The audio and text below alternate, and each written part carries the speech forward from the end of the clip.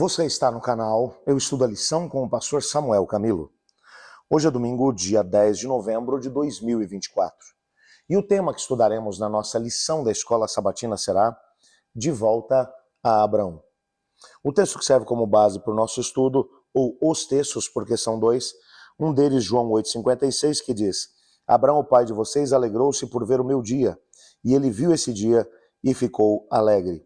E o outro, João 8,58. Antes que Abraão existisse, eu sou.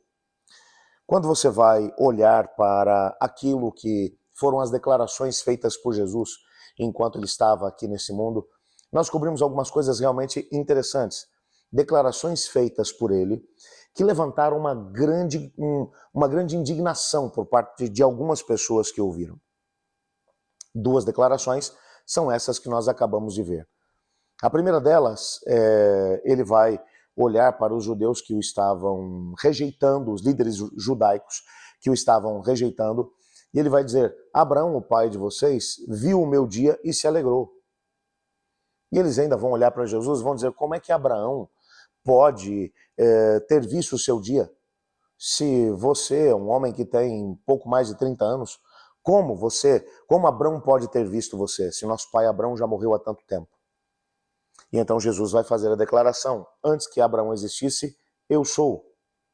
Essa declaração de Jesus fez com que uma grande indignação por parte dos líderes religiosos se levantasse contra Jesus, porque ele estava fazendo referência ao fato de que Jesus é aquele que se revelou a Moisés posteriormente como o eu sou.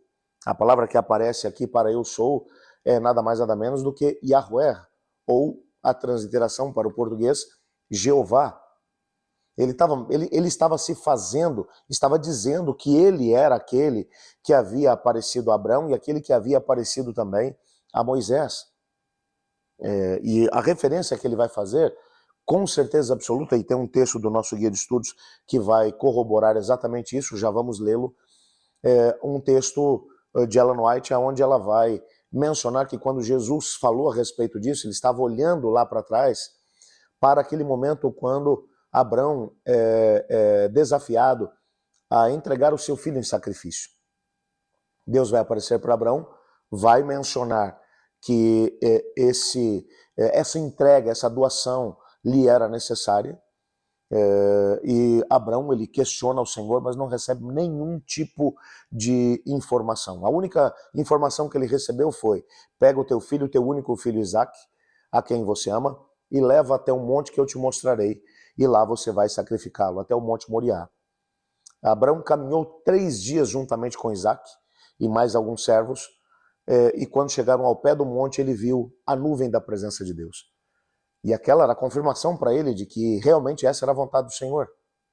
Ele tirou a lenha de cima da montaria, colocou sobre Isaque, e ele levava o fogo e o cutelo.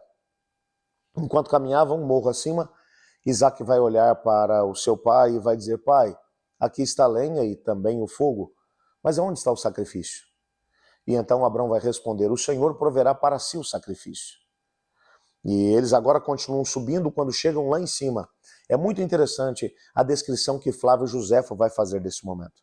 O historiador judeu, ele vai mencionar que Isaque já era um indivíduo com mais de 20 anos naquela altura. E era um indivíduo muito forte. Quando Isaque ouviu dos lábios do pai a ordem que tinha recebido da parte do Senhor, Isaque vai perguntar ao pai: pai, o senhor tem certeza que essa foi a vontade de Deus? Abraão diz: filho, eu tenho.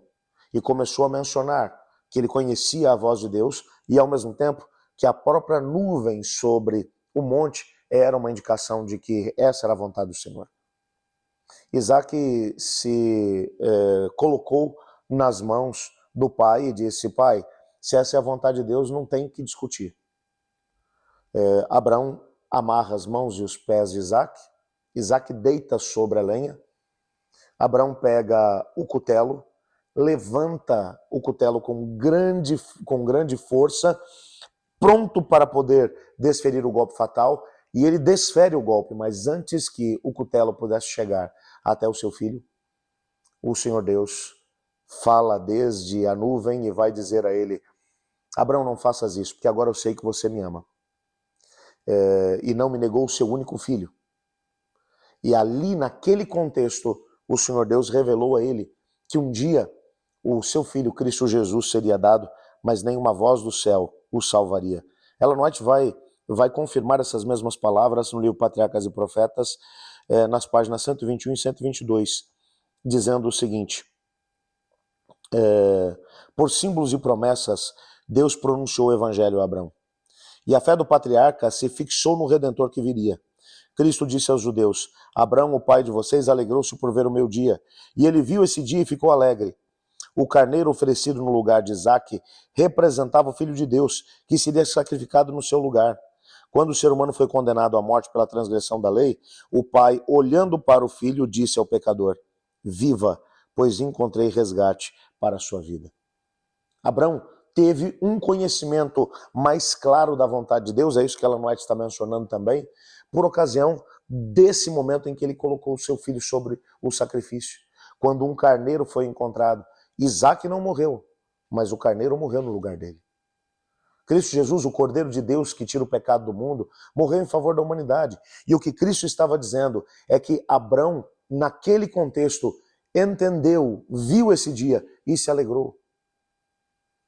Abraão, muito provavelmente, deve ter tido uma visão, creio eu, uma visão desse tempo, do aparecimento de Jesus, do tempo em que Jesus Cristo acabaria morrendo na cruz do Calvário.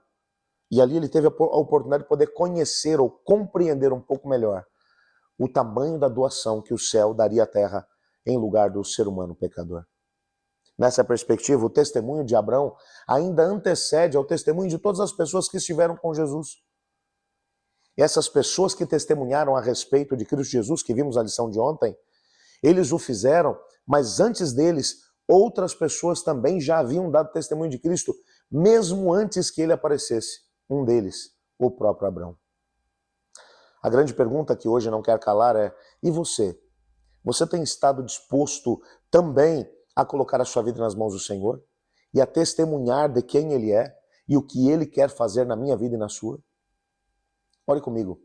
Obrigado, Pai, por Tua palavra e por sabermos que o Senhor nos ama.